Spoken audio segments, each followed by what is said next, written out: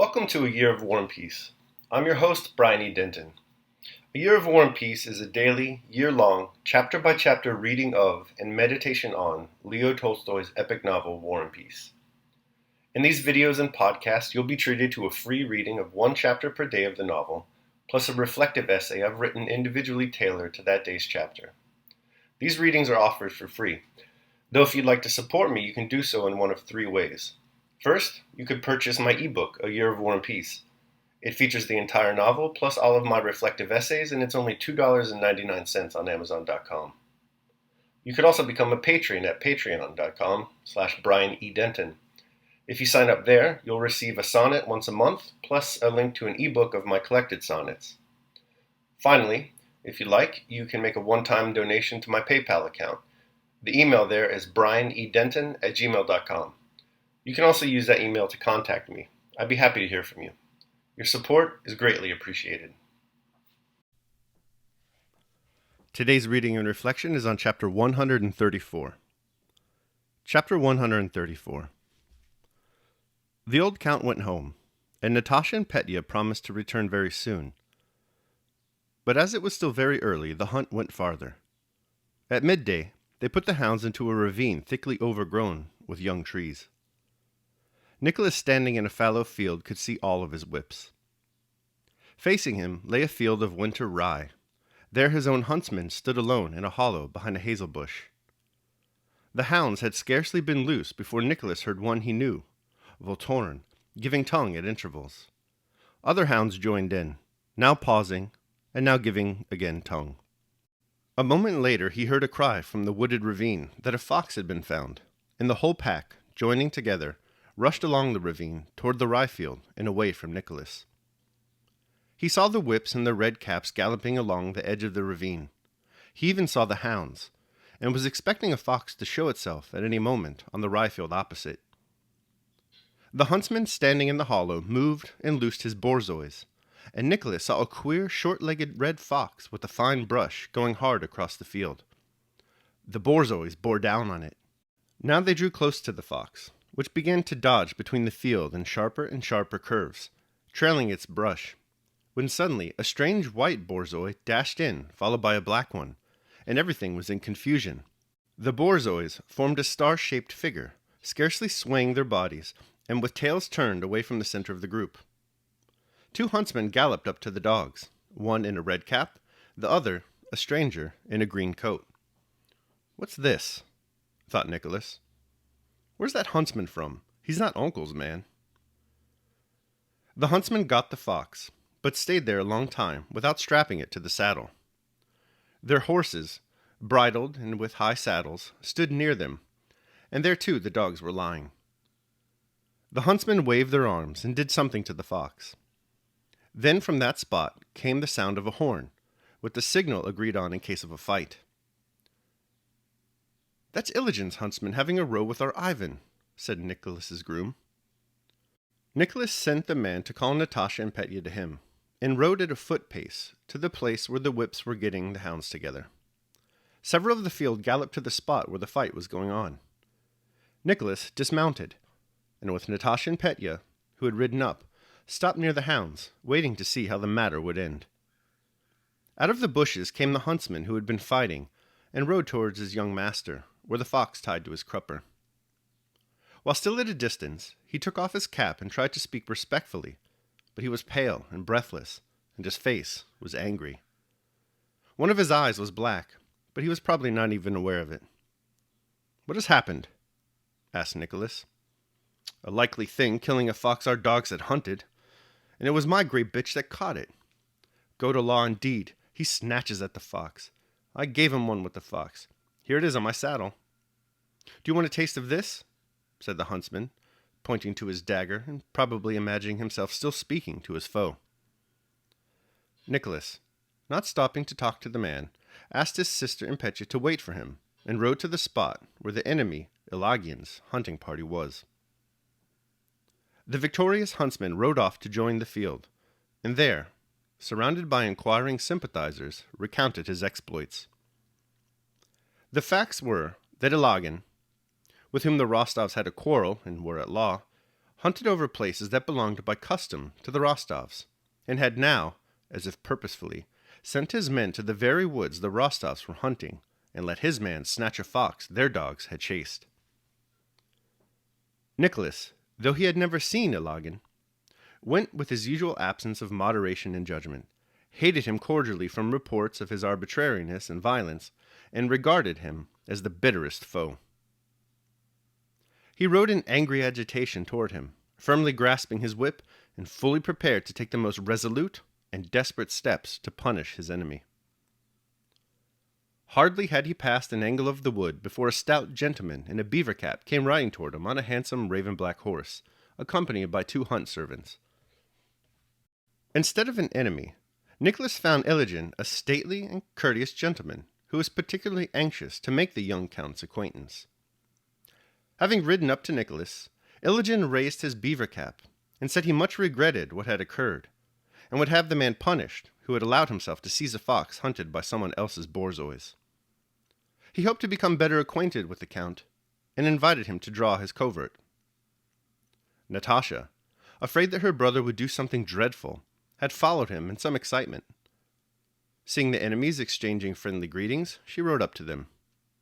Ilagin lifted his beaver cap still higher to Natasha and said, with a pleasant smile, that the young countess resembled Diana in her passion for the chase, as well as in her beauty, of which he had heard very much. To expiate his huntsman's offenses, Ilagin pressed the Rostovs to come to an upland of his, about a mile away, which he usually kept for himself, and which he said swarmed with hares. Nicholas agreed, and the hunt, now doubled, moved on. The way to Ilagin's upland was across the fields. The hunt servants fell into line. The masters rode together. Uncle Rostov and Ilagin kept stealthily glancing at one another's dogs, trying not to be observed by their companions, and searching uneasily for rivals to their own borzois. Rostov was particularly struck by the beauty of a small, purebred, red-spotted bitch on Ilagin's leash. Slender, but with muscles like steel, a delicate muzzle, and prominent black eyes. He had heard of the swiftness of Ilagin's borzois, and in that beautiful bitch saw a rival to his own Milka. In the middle of a sober conversation begun by Ilagin about the year's harvest, Nicholas pointed to the red-spotted bitch. "A fine little bitch that," he said in a careless tone. "Is she swift?" "That one? Yeah, she's a good dog. Gets what she's after," answered Ilagin, indifferently, of the red-spotted bitch, Urza, for which, a year before, he had given a neighbor 3 families of house serfs. "So in your parts, too, the harvest is nothing to boast of, Count?" he went on, continuing the conversation they had begun. And considering it polite to return the young count's compliment, Ilagin looked at his borzois and picked out Milka, who attracted his attention by her breadth. "That black-spotted one of yours is fine, well-shaped." "Yeah, she's fast enough," replied Nicholas, and thought, "If only a full-grown hare would cross the field now, I'd show you what sort of a borzoi she is." And turning to his groom, he said he would give a ruble to anyone who found a hare. "I don't understand," continued Ilagin, "how some sportsmen can be so jealous about game and dogs. For myself, I tell you, Count, I enjoy riding in company such as this. What could be better?" He again raised his cap to Natasha. "But as for counting skins and what one takes, I don't care about that." "Of course not. Or being upset because someone else's borzoi, not mine, catches something. All I care about is to enjoy seeing the chase. Is that not so, Count? For I consider that—" "Atoo!" came the long-drawn cry of one of the borzoi whippers-in who had halted. He stood on a knoll in the stubble, holding his whip aloft, and again repeated the long-drawn cry, "Atoo!" This call and the uplifted whip meant that he saw a sitting hare. "Ah, he has found one, I think," said Ilagin carelessly. "Yes, we must ride up. Shall we both course it?" answered Nicholas, seeing in Urza and Uncle's red Rugai 2 rivals he had never yet had a chance of pitting against his own borzois. "And suppose they outdo my Milka at once," he thought as he rode with Uncle and Ilagin toward the hare. "A full-grown one?" asked Ilagin, as he approached the whip, who had sighted the hare, and not without agitation he looked around and whistled to Urza. "And you, Michael," he said, addressing Uncle. The latter was riding with a sullen expression on his face. "How can I join in? Why, you've given a village for each of your borzois. That's it, come on. Yours are worth thousands. Try yours against one another, you two, and I'll look on." "Rugay, hey, hey," he shouted. "Rugayushka," he added, involuntarily by this diminutive, expressing his affection and the hopes he placed on his red borzoi. Natasha saw and felt the agitation the two elderly men and her brother were trying to conceal, and was herself excited by it. The huntsman stood halfway up the knoll holding up his whip, and the gentlefolk rode up to him at a foot pace. The hounds that were far off on the horizon turned away from the hare, and the whips, but not the gentlefolk, also moved away. All were moving slowly and sedately. "How is it pointing?" asked Nicholas, riding 100 paces towards the whip, who had sighted the hare. But before the whip could reply, the hare, scenting the frost coming next morning, was unable to rest and leaped up. The pack on leash rushed downhill in full cry after the hare, and from all sides the borzois that were not on leash darted after the hounds and the hare. All the hunt, who had been moving slowly, shouted "Stop!" calling in the hounds, while the borzoi whips, with a cry of "Atoo!" galloped across the field, setting the borzois on the hare. The tranquil Iliadin, Nicholas, Natasha, and Uncle flew, reckless of where and how they went, seeing only the borzois and the hare, and fearing only to lose sight even for an instant of the chase. The hare they had started with a strong and swift one.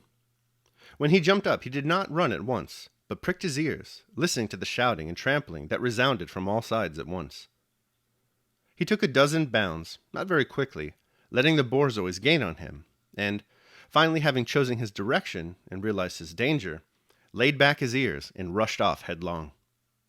He had been lying in the stubble, but in front of him the autumn sowing where the ground was soft. The two borzois of the huntsman who had sighted him, having been the nearest, were the first to see and pursue him. But they had not gone far before Iliadin's red-spotted Urza passed them, got within a length, flew at the hare with terrible swiftness, aiming at his scut, and, thinking she had seized him, rolled over like a ball. The hare arched his back and bounded off yet more swiftly. From behind, Urza rushed the broad-haunched, black-spotted Milka, and began rapidly gaining on the hare.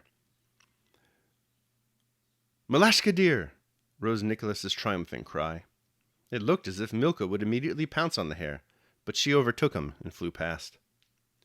The hare had squatted. Again, the beautiful Urza reached him, but when close to the hare's scut, paused as if measuring the distance so as not to make a mistake this time, but seized his hind leg. "Urza, darling!" Iliadin wailed in a voice unlike his own. Urza did not hearken to his appeal. At the very moment when she would have seized her prey, the hare moved and darted along the balk between the winter rye and the stubble. Again Urza and Milka were abreast, running like a pair of carriage horses, and began to overtake the hare. But it was easier for the hare to run on the balk, and the borzois did not overtake him so quickly. "Rugay! Rugayushka! That's it! Come on!" came a third voice just then, and Uncle's red borzoi, straining and curving its back, caught up with the two foremost borzois, pushed ahead of them regardless of the terrible strain, put on speed close to the hare, knocked it off the balk onto the rye field, again put on speed still more viciously, sinking to its knees in the muddy field, and all one could see was how, mudding on his back, he rolled over with the hare. A ring of borzois surrounded him. A moment later, everyone had drawn up close to the crowd of dogs. Only the delighted uncle dismounted, and cut off a pad, shaking the hare for the blood to drip off, and anxiously glancing around with restless eyes, while his arms and legs twitched. He spoke without himself knowing whom to or what about. "That's it, come on. That's the dog. There, it has beaten them all, the 1,000-ruble one as well, and the 1-ruble borzois. Ha! That's it, come on," said he, panting and looking wrathfully around, as if he were abusing someone, as if they were all his enemies and had insulted him, and only now had he at last succeeded in justifying himself. There your 1,000-ruble ones. That's it, come on." "Rugay, here's a pad for you," he said, throwing down the hare's muddy pad. You've deserved it. That's it. Come on. She's tired herself out. She'd run it down 3 times by herself, said Nicholas, also not listening to anyone, and regardless of whether he were heard or not. But what is it there in running across it like that? Said Elijah's groom. Once she had missed it and turned it away, any mongrel could take it, Elijah was saying at the same time, breathless from his gallop and his excitement. At the same moment, Natasha, without drawing breath, screamed joyously, ecstatically, and so piercingly that it set everyone's ear tingling. By that shriek, she expressed what the others expressed by all talking at once, and it was so strange that she must herself have been ashamed of so wild a cry, and everyone else would have been amazed at it any other time. Uncle himself twisted up the hair, threw it neatly and smartly across his horse's back, as if by that gesture he meant to rebuke everybody, and with an air of not wishing to speak to anyone, mounted his bay and rode off. The others all followed, dispirited and shamefaced, and only much later were they able to regain their former affection of indifference. For a long time they continued to look at Red Ruget, who, his arched back spattered with mud and clanking the ring of his leash, walked along just behind Uncle's horse, with the serene air of a conqueror. Well, I am like any other dog as long as it's not a question of coursing, but when it is, then look out, his appearance seemed to Nicholas to be saying. When, much later, Uncle rode up to Nicholas and began talking to him, he felt flattered that, after what had happened, Uncle deigned to speak to him. All right, that concludes my reading of chapter 134. I hope you liked it. I'll now proceed to my reflection on the same.